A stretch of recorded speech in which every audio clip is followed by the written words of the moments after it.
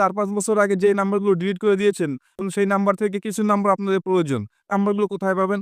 আপনারা যদি সেই নাম্বারগুলো আপনাদের ফেসবুকে পেয়ে যান তাহলে কেমন হয়? সেই মজার সেটিংস আপনাদের দেখিয়ে দিচ্ছি, চলুন আমরা কথা না বাড়িয়ে সেটিংসে চলে যাই। এরকম ভালো ভালো ভিডিও পেতে অবশ্যই ফলো দিয়ে সাথে থাকবেন। সেটিংসটা করার জন্য অবশ্যই ফেসবুক লাইট অ্যাপ্লিকেশনটি ব্যবহার করবেন। আমরা সেটিংসে কর্নারে চলে যাব। আর একটু কথা আমি মাঝখানে বলে রাখি, আপনারা অবশ্যই আপনাদের পুরাতন যে ফেসবুক অ্যাকাউন্টটি আছে সেইটা থেকে কিন্তু আপনারা এটা পাবেন।